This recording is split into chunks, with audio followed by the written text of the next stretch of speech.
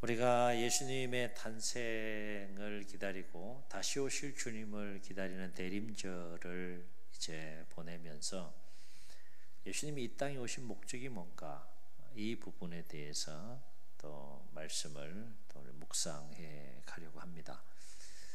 예수님께서 이 땅에 오신 목적은, 궁극적인 목적은 이 세상 나라에서는 한 번도 경험하지 못한, 한 번도 세워지지 않은, 오직 예수님과 하나님을 통해서만 세워지는 하나님의 나라를 이 땅에 건설하기 위해서, 세우고 건설하기 위해서 예수님께서 이 땅에 오셨다라고 하는 것입니다. 세상 나라와는 완전히 다른, 세상 나라로는 결코 세워질 수 없는, 세상의 가치관으로는 결코 세워질 수 없는, 오직 하나님의 말씀과 뜻 안에서만 세워질 수 있는 하나님의 나라, 그 하나님의 나라를 이 세상 가운데에 세우기 위해서 예수님께서 이 땅에 오셨다라고 하는 것입니다. 그래서 예수님은 공생애를 막 시작하시면서 가장 먼저 하신 말씀이 뭔가 하면 마가복음 1장 15절에서 이렇게 말씀하세요. 때가 찼고 하나님의 나라가 가까웠으니 회개하고 복음을 믿어라. 가장 먼저 공생애를 시작하시면서 예수님께서 외친 말씀이 뭔가 하면 때가 찼다. 무슨 때가 찼다는 거예요? 하나님의 나라가 이제 세워지고 건설되어질 때가 찼다. 그래서 이제 때가 찼고 하나님의 나라가 가까웠으니 그 하나님의 나라의 백성이 되려면 회개하고 복음을 믿어라. 그렇게 말씀을 하심으로 공생애를 시작하시는 예수님의 모습을 보게 됩니다. 그러니까 예수님의 마음속에는 온통 하나님의 나라로 충만한 거예요. 그런데 하나님께서 예수님을 통해 건설하기 원하시는 하나님의 나라는 세상 나라처럼 힘으로 위에서 군림하는 나라가 아니라 오직 섬김을 통해서만 세워질 수 있는 나라이다 라고 하는 것입니다. 세상 나라는 힘으로 군림하는 나라죠. 그러나 하나님의 나라는 완전히 정반대로 아래에서 위로 섬기는, 힘의 방향이 위에서 아래로 내려오는 것이 아니라 아래에서 위로 향하는, 오직 섬김을 통해서만 세워지는 것이 하나님의 나라이다 라고 하는 거예요. 그래서 하나님의 나라와 세상 나라는 항상 충돌할 수밖에 없습니다. 항상 충돌해요. 그래서 오늘 말씀에서 예수님은 제자들에게 그 하나님의 나라와 관련해서 뭐라고 말씀하셨는가 하면 우리 42절부터 44절을 다시 한번 읽습니다. 시작. 예수께서 불러다가 이르시되 이방인의 집권자들이 그들을 임의로 주관하고 그 고관들이 그들에게 권세를 부리는 줄을 너희가 알거니와 너희 중에는 그렇지 않을지니 너희 중에 누구든지 크고자 하는 자는 너희를 섬기는 자가 되고 너희 중에 누구든지 으뜸이 되고자 하는 자는 모든 사람의 종이 되어야 하니라. 세상 나라가 어떤 나라인지에서 먼저 말씀을 하시죠. 그렇죠? 임의로 주관하고, 그리고 고관들이 권세를 부리는, 그러니까 위에서 아래로 힘의 방향이 위에서 아래로 군림하는 그 나라가 세상 나라이지만 하나님 나라는 그런 나라가 아니다. 그래서 하나님 나라는 오직 섬김을 통해서만 세워지는 나라이기 때문에 누구든지 크고자 하는 자는 섬기는 자가 되어야 되고, 누구든지 으뜸이 되고자 하는 나라, 으뜸이 되고자 하는 자는, 이게 세상 나라죠. 누구든지 으뜸이 되고자 하는 자는 모든 사람의 종이 되어야 하리라.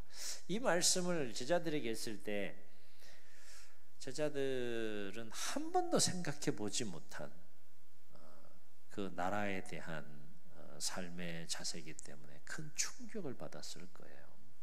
우리는 뭐 너무 많이 듣고 너무 잘 아는, 너무 익숙한 말씀이기 때문에 전혀 부담감 없이 그렇게 이 말씀을 들을지 모르지만, 사실 제자들에게 있어서 예수님의 이 말씀은 충격적인 말씀이에요.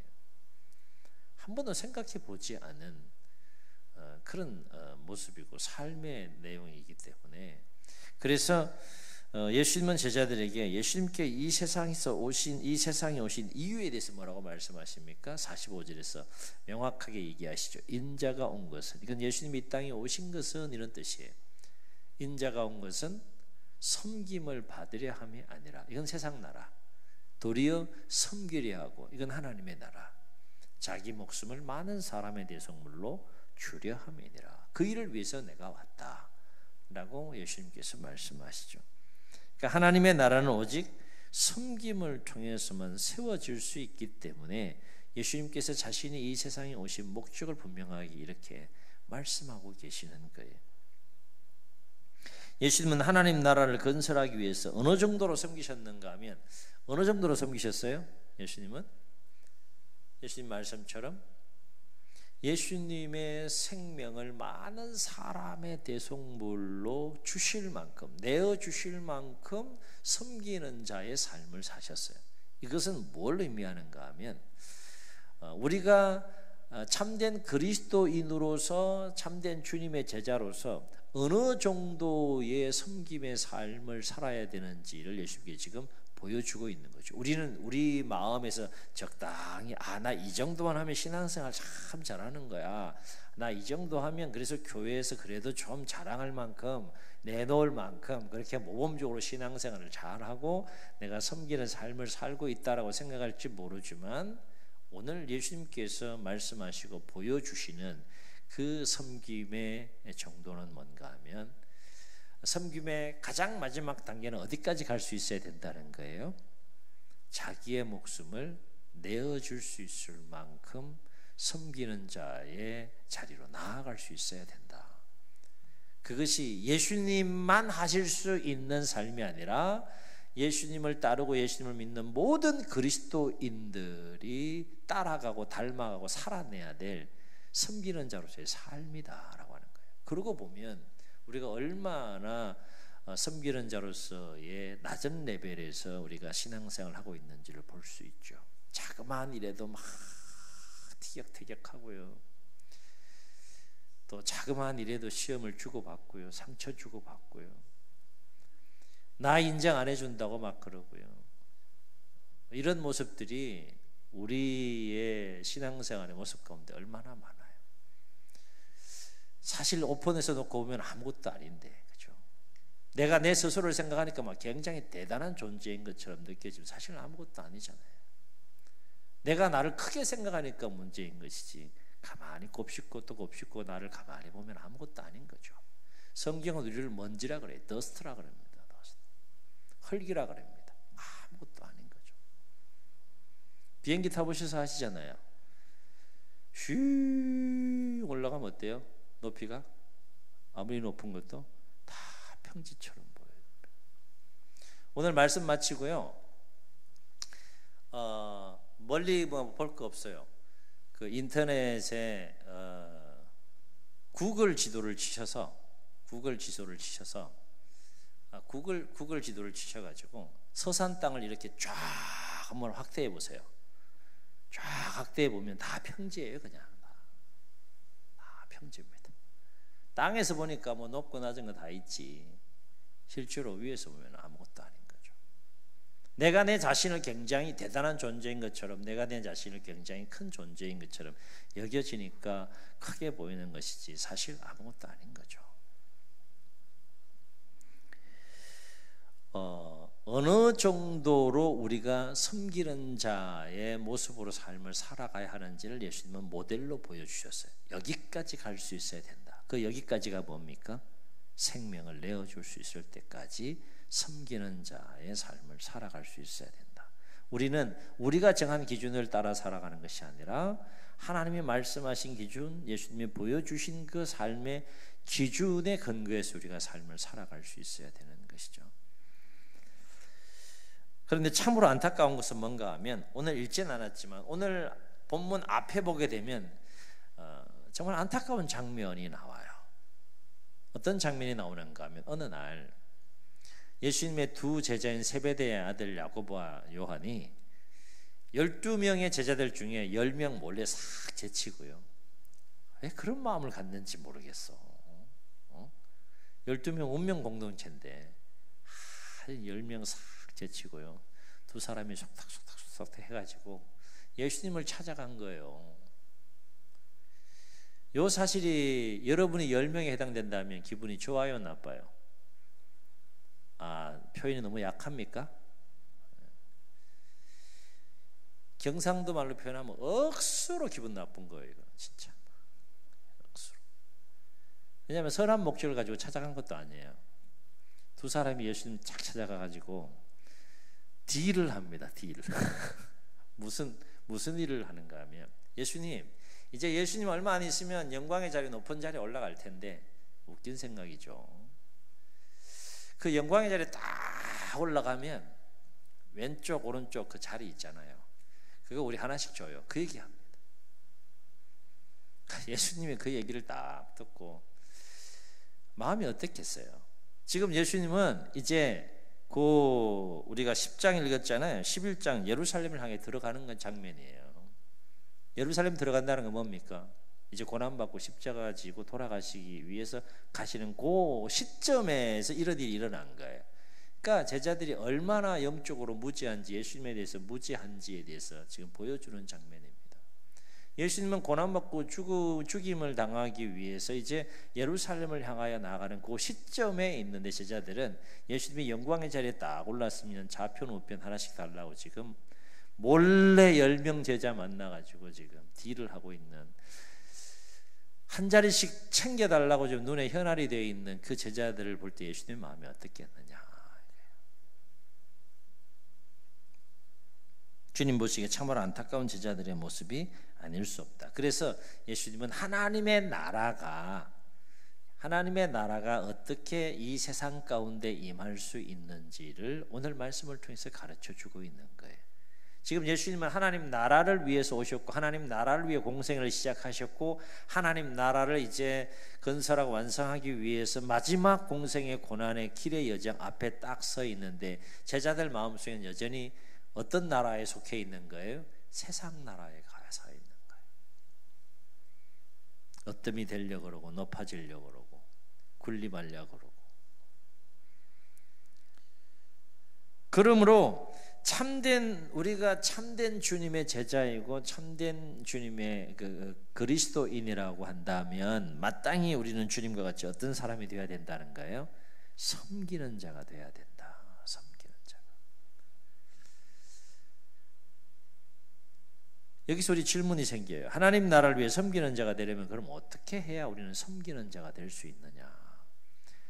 예수님과 같이 우리가 하나님 나라를 위해서 섬기는 자가 되려면 반드시 두 가지 마음을 가져야 된다. 오늘 이 두 가지 마음을 다시 우리 마음에 새기실 수 있기를 주의 이름으로 축원합니다. 첫 번째, 우리가 하나님의 나라를 위해, 세상 나라가 아닌 하나님의 나라를 위해서 우리가 주님과 같이 섬기는 자가 되려면 첫 번째 가져야 될 마음이 뭔가 하면, 어떠한 경우에도 자기를 높이는 자가 아니라 자기를 낮추는 자가 되어야 된다. 쉬워요? 해야 돼요? 굉장히 부담이 되시는구나. 이게 부담될 수밖에 없어요. 몰라서 못하는 게 아니라 잘 안 되니까 그런 거죠. 내 마음속에는 끊임없이 나를 높이고자 하는 마음이 있기 때문에 이 마음을 누르고 나를 낮춘다는 것, 결코 쉬운 것은 아니지만, 쉽고 어려움을 떠나서 반드시 우리는 섬기는 자, 하나님 나라를 위해서 섬기는 자가 되려면 반드시 자기를 높이는 것이 아니라 낮추는 자가 될 수 있어야 된다. 예수님이 이 말씀을 지금 제자들에게 하고 계신 거예요.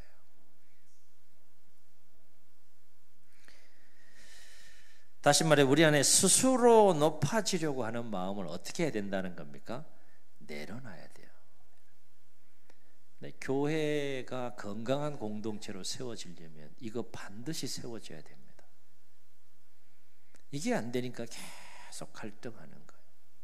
계속 충돌하고요. 상처를 주는 자가 있고 상처를 받는 자가 있고요. 계속해서 자기를 스스로 높이려고 하는 마음을 내려놓지 못하면 결코 하나님 나라에 섬기는 자가 될 수 없다. 왜냐하면 세상 나라는 스스로를 높이는 나라이지만 예수님을 통해서 세워지는 하나님의 나라는 스스로를 낮추는 나라이기 때문에 그렇습니다. 두 번째, 우리가 하나님의 나라를 위해서 섬기는 자가 되려면 어떤 마음을 가져야 되느냐?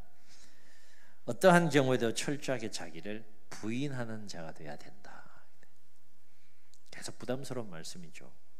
자기를 부인하지 못하는 자는 결코 하나님 나라에 섬기는 자가 될 수 없다. 부인한다는 말도 뭐 낮추어야 된다는 말과 더불어서 너무 많이 들어가지고 이게 그냥 식상하게 들릴 수가 있어요. 그래서 제가 이 원어를 한번 찾아봤어요. 이 자기를 부인한다는 것이 도대체 뭘까? 들어서 이제 무슨 말인지는 얼핏 알 것 같은데 도대체 나를 부인한다는 것이 이게 어떤 삶인가? 원어의 의미를 좀 더 깊이 좀 살펴보게 됐는데, 원어로는 이 부인하다라는 단어를 어떤 단어를 쓰는가 하면 아파로네오마이, 한번 따라 하시겠습니다. 조금 어렵죠. 아파로네오마이. 혀를 좀 많이 굴리세요. 아파로네오마이. 이게 중요한 단어이기 때문에 제가 이거 하는 거예요. 한 번 더 하시겠습니다. 아파로네오마이.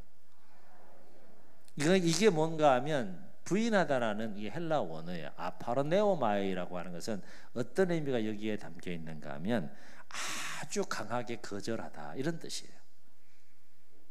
아파로네오마이.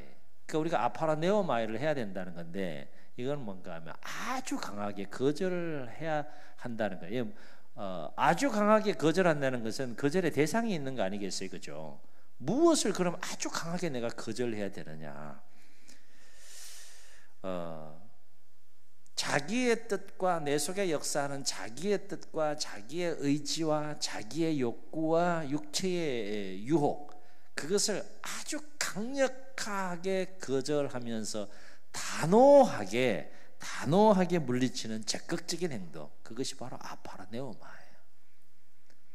하나님이 주시는 생각이 있고 하나님의 뜻이 있고 하나님의 의지가 있다면 그에 반하는 나의 의지가 있고 나의 뜻이 있고 나의 욕구가 있고 육체의 유혹이 있단 말이죠. 그런데 아파로네오마는 뭐 하는 거예요? 이걸 밀어내는 겁니다. 나의 의지를 밀어내는 겁니다. 나의 뜻을 밀어내는 거예요. 나의 생각을 밀어내는 겁니다. 나의 욕구를 밀어내고요. 아주 강력하게 밀어내야 돼요. 육체의 유혹을 강력하게 거절하는 거죠. 이거를 아주 리얼하게 보여주시는 사건이 있는데, 그것이 바로 예수님께서 겟세마네 동산에서 기도하시는 장면이에요. 두 가지 이 마음이 막 싸우잖아. 하나는 십자가를 지고 싶지 않은 인간적인 마음이 있고, 또 하나는 뭐예요? 줘라. 기도하면 줘야 돼. 아버지 하나님의 마음인 거죠. 근데 예수님도 알아요. 아버지 하나님의 그 마음과 그 뜻에 순종해서 이 땅에 오셨고 고난의 그 길을 통해 십자가의 길을 걸어간다는 걸 아는데 뭐가 힘든 거예요? 지고 싶지 않은 그 마음이 너무 강력하게 역사하는 거예요. 그게 너무 힘든 거예요. 그걸 쉽게 툭 펼쳐버릴 수 있으면은 그냥 뭐 수월하게 그냥 그 길을 걸어갈 수 있는데, 어느 정도로 강력하게 예수님의 마음을 사로잡았는가 하면, 누가복음을 보게 되면 예수님이 어떻게 기도했다고 얘기를 합니까? 아파로네오마이를 하면서 어떻게 기도했다고 해서 힘쓰고 애써 더욱 간절히 기도하니 땅에 떨어지는 방울이 어떤 방울이 됐다? 핏방울 같다 왔다 그러지. 핏방울. 그만큼 강력하게 나의 의지, 뜻, 생각, 감정, 욕구 이런 것들을 강력하게 거절하면서, 그래서 예수님께서 기도하는 내용이 뭐예요? 나의 원대로 마옵시고 아버지의 원대로 하옵소서. 그게 기도의 내용이잖아요. 그 얘기는 뭐예요? 두 마음이 계속 싸우고 있는 거예요. 근데 결국 예수님께서 아파로네오마이 하셨어요? 못 하셨어요? 하셨잖아요. 무엇을 통하여? 영적인 싸움을 통하여, 치열한 기도를 통하여 이걸 밀어내셨어요. 그리고 이제 그 마음이 싹 정리가 되면서 하나님의 그 마음, 하나님의 뜻이 예수님의 10년 가운데 충만하게 채워져서 극히 강하고 담대함과 고요함 속에 고난의 길을 향하여 나아가시는 예수님의 모습을 보게 되죠. 만약에 이게 아파라네오마이 강력한 거절의 역사가 없으면 결코 하나님 나라를 위한 섬기는 자가 될 수 없다는 거예요. 나를 부인한다는 것이 좀 더 구체적으로 이렇게 좀 들어오시죠, 그죠? 그래서 이제 말씀을 원어로 이렇게 보니까 그렇구나.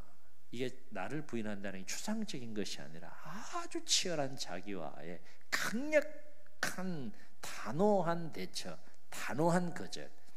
그 자기의 의지와 생각, 그것을 거부하고 내려놓는 그 몸부림, 그것이 없이는 결코 하나님 나라에 섬기는 자가 될 수 없다라고 하는 것입니다. 그러면 무엇을 위해서 이 아파라네오마이를 하는 것이냐? 무엇을 위해서 강력하게 내 생각을 밀어내고 강력하게 거절하는 것이냐? 무엇을 위해서 그렇게 하는 거예요? 채우기 위해서. 뭘 채우기 위한가요? 아버지 하나님의 말씀과 생각과 뜻으로 채우는 거예요. 그래서 온전히 하나님의 말씀과 뜻에 내가 순종하는 삶을 살기 위해서 나의 생각, 뜻, 의지를 어떻게 하라는 거예요? 강력하게 부인하라는 거예요. 예수님은 답안지처럼 어떻게 우리가 자기를 부인해야지 하나님 나라에 섬기는 자가 될 수 있는지를 보여주셨어요. 그런데 예수님의 그 삶의 모습을 보면 그 길이 결코 쉬운 길이 아닌 것을 알 수 있게 되는 거죠. 인간적인 힘으로는 할 수 없는, 그래서 기도하잖아요. 하나님의 도움을 구하잖아요. 그렇죠? 이 아파라네오마이는 나를 부인하는 것이기 때문에 이게 정말 기도를 통하여 성령님의 도우심 없이는 그와 같은 삶을 살아내는 것이 결코 쉽지 않은 거죠. 쉽지 않다고 해서 우리가 포기해서는 안 된다. 왜냐하면 그 길은 반드시 우리가 가야 할 길이고 살아내야 될 삶이기 때문에 그렇습니다. 그렇습니다. 우리는 우리 자신의 나라를 세우기 위해서 이 세상에 존재하는 자들이 아닙니다. 우리는 우리 자신을 낮추고 우리 자신을 부인함으로 하나님의 나라를 이 땅에 세우고 건설하기 위해 존재하는 자들이다. 그러려면 어떻게 해야 된다는 겁니까? 우리의 마음을 높이는 것이 아니라 낮추어야 하고, 그 다음에 어떻게 해야 된다는 거예요? 우리를 스스로를 주장하는 것이 아니라 스스로를 부인할 수 있는 아파라네오마이, 이걸 할 수 있을 때 우리가 하나님 나라를 위한 섬기는 자로서의 삶을 통해 하나님 나라가 우리를 통해 세워지고 우리를 통해 하나님 나라가 확장되어져 갈 수 있다라고 하는 것입니다. 신앙생활은 결국 얼마나 자신을 낮추느냐, 얼마나 자기를 부인하느냐, 이것에 의하여 신앙생활이 판가름 난다라고 할 수 있는 것이죠. 주님께서 말씀하셨습니다. 인자가 온 것은 섬김을 받으려 함이 아니라 도리어 섬기려 하고 자기 목숨을 많은 사람의 대속물로 주려 함이니라. 바로 앞길은 근본 성탄을 우리가 준비하고 근본 성탄을 기다리면서 우리의 높아진 마음들, 은연중에 우리의 마음이 막 높아지잖아요. 안 그런 척 하시는데 은연중에 우리의 마음이 막 높아져요. 이런 일 저런 일들을 위해서 막 높아집니다. 근본 성탄을 우리가 준비하고 정말 낮아질 대로 낮아지신 그 인간의 모습으로 오신 그 예수님을 우리가 기다리면서 우리의 높아진 마음을 내려놓고 스스로를 낮추고 부인하는 그런 시간들이 되시기를 예수님의 이름으로 축복합니다. 그래서 주님과 같이 더욱더 하나님 나라를 위해 섬기는 자로 귀하게 쓰임받을 수 있기를 주의 이름으로 축원합니다. 우리 말씀을 기억하시면서 우리 한번 고백하시며 기도하는 마음으로 찬양하시고 기도하겠습니다.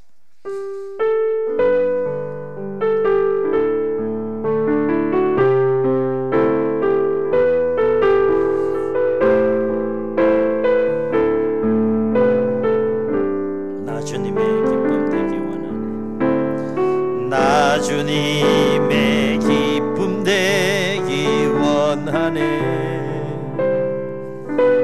내 마음을 새롭게 하소서.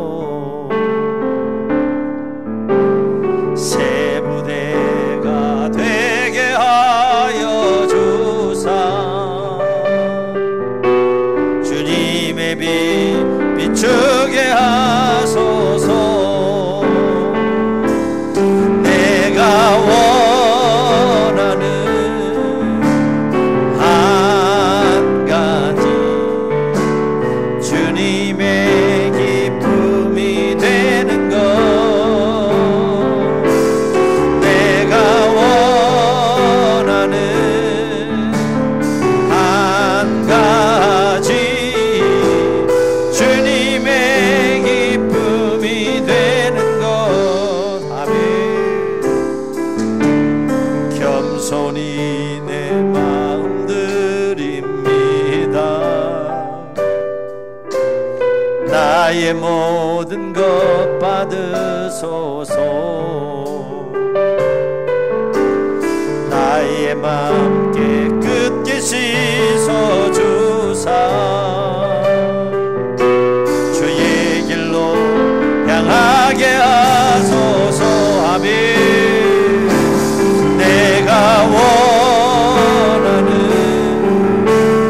한 가지 주님의 기쁨이 되는 것. 내가 원하는 한 가지 주님의 기쁨. 한 번 더 고백합시다. 내가 원하는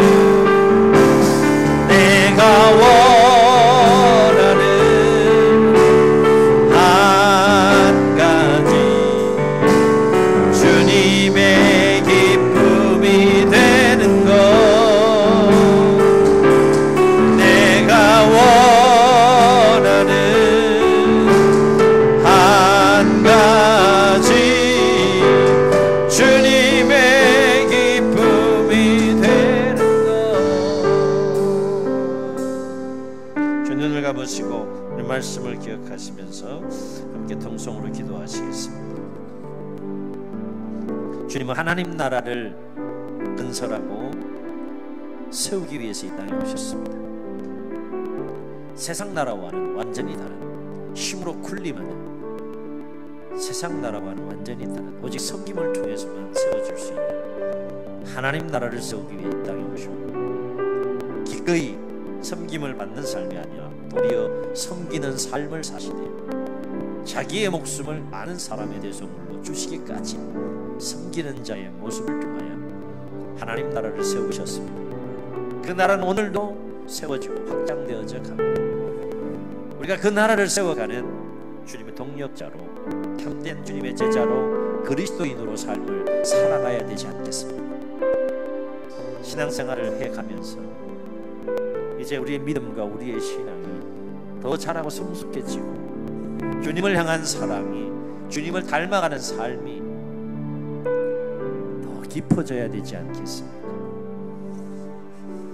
성탄을 우리가 기다리고 준비하면서 주님 말씀 우리의 마음에 새기고, 크고자 하느냐 섬기는 자가 되라, 어땜이 되고자 하느냐 모든 사람의 종이 되어라 라고 말씀하시는 주님의 말씀을 우리가 마음속 깊이 새기고 높아진 우리의 마음들을 낮추고 우리 스스로를 부인하는 삶을 통해 기꺼이 섬김의 자리로, 기꺼이 하나님 나라를 위한 섬기는 자로 삶을 살아갈 수 있도록 도와달라. 그렇게 우리가 주님 오심을 기다리고 준비하는 삶이 되게 해달라. 주님 세 번 부르시고 통성으로 기도합니다. 주여.